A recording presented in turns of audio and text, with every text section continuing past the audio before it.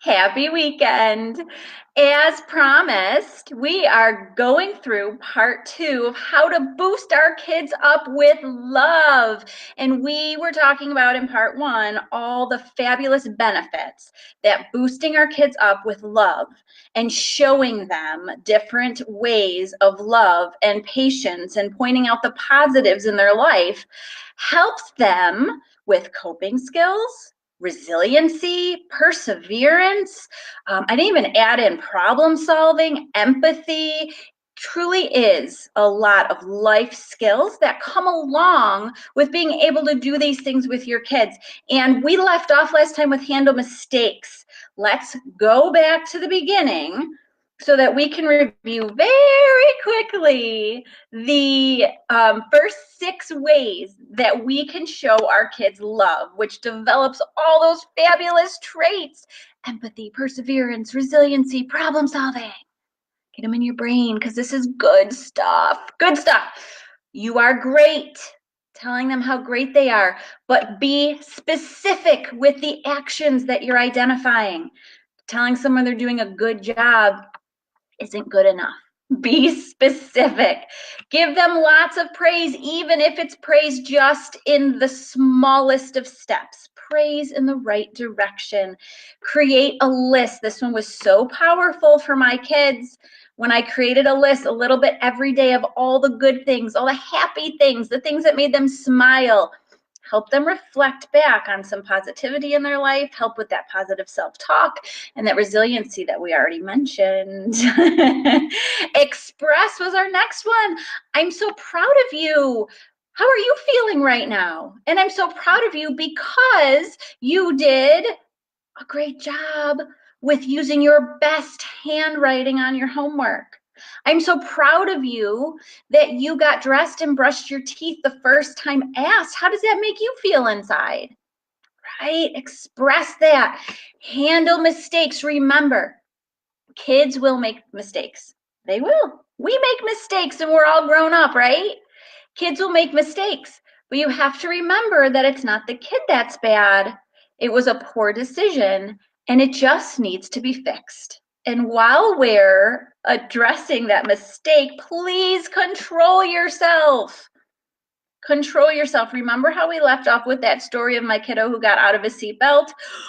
Yikes, right? So yes, I already told you I had a very harsh tone to begin with. Oh my gosh, what are you doing? I was shocked. I did keep the sternness to my voice to correct it, but I was able to keep myself in control. Parents who are out of control much of the time, those of us that are always yelling, even using threatening statements or even physical violence, unfortunately it does happen when the adults in our kids' lives cannot remain in control of their emotions and their actions. It creates a very scary environment for our kids, and that is not what we want. That creates insecurity.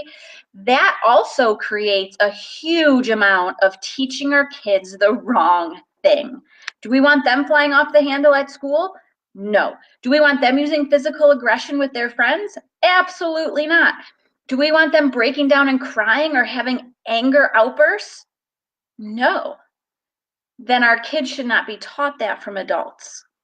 So I really encourage you to help your kids feel safe and secure by staying in control of yourself.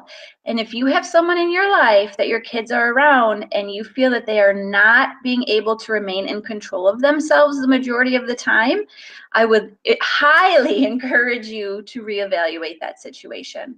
Your kids are learning and they need to be learning how to use those coping skills and to regulate their emotions the right way. So stay in control, be in control, show your kids how you can control yourself. The coping skills and the emotional regulation that you have for yourself will transfer over to your kids. I see it in my kids all the time, the negative and the positive. So pay attention to that. So control yourself. Respect uniqueness. By this, I mean, don't compare siblings. Don't compare your friends' kids to your kids. Don't compare the kids down the street to your kids. Show your kids love for who they are. If you have more than one child in your house, I guarantee you they are different. 100%. They are different. They are unique human beings. Respect that. I have actually been guilty of some thoughts myself, like, well, geez, my older kid didn't do that. Why is the other one doing that? Because they are both individuals, right? Respect them. Respect them as individuals. They're going to develop at different rates. They're going to do different things. They're going to say different things. They're going to have different talents. Respect that, and they will respect you back. That's a huge way to show empathy, to show that you respect your kids' uniqueness and you love them no matter what. Remember, this is all about love. Show them love, unconditional love. I want to say, hold on one second, we were doing 7, 8, let's see, Hannah mistake, 7, 8, 9 is growing and learning. This is our last one, growing and learning. This is number 9 of 9 that I started talking about when we were advertising this event about a week and a half ago. So this is number 9, the 9th way to show your kids love, to boost up that empathy, that resiliency, those problem solving skills, and of course those coping skills. Growing and learning. Your kids are growing every day. They're learning from you every day. Their brains, their coping skills, their problem solving skills, their resiliency, all those things we've been talking about. Are you sick of hearing me say that? They're still developing. Learning is now. Mistakes will happen. And them pushing the limits is normal. So I encourage you to remember that. When you feel frustrated like I do, because I'm right there with you, when things are not going well and those mistakes are being made, and sometimes I feel like they're intentional. I think that's just kids, guys. That's normal. That's developmental because they're testing us to see where their limits lie. And even if they know it on Monday, they might decide to test again on Wednesday. Normal. If you can stay consistent and always, always, always show that unconditional love by doing steps 1 through 9, even if you just pick 2 of them, that is cool. But remember, our kids are still learning and growing. This is the process that's going to take them through life. And when they reach adulthood, they're going to be a fabulous human being who is more successful in life, who's able to get along well with others, have better, solid relationships, and feel happier within themselves. Isn't that what we want for our kids? Right? Remember, they are still growing and learning. This is the time to teach them all these things. Emotional regulation. When I say emotional regulation, it's my fancy way of saying, how are we regulating our emotions? Just flip it around. Am I flying off the handle like that uncontrolled parent, or am I regulating my actions? Remember, feelings drive actions.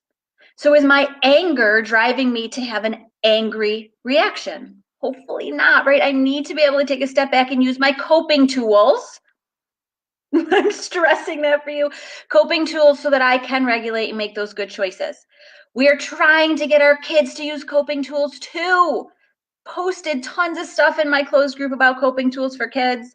I encourage you parents to use them yourselves, use them with your kids, get a really good handle on what those are, because this topic of emotional regulation will improve as we parent our kids in those 1 through 9 ways that we've just gone through.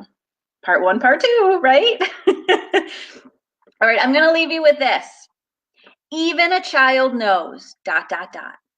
So I have an article on my blog, and it's entitled, Even a Child Knows. And it's all about this stuff, about how our kids are watching us, and they know when we should be making different choices. I see it in my kids all the time.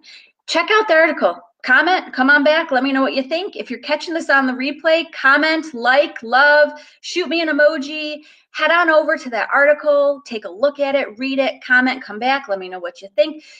If you are a member on my site, you can comment right there. It's fabulous. I love it. I'm going to post that link so that you have it. I hope you are all having a great weekend. If you have any comments or questions about the 9 ways to boost our kids in love, to help them be successful adults, I want to hear from you.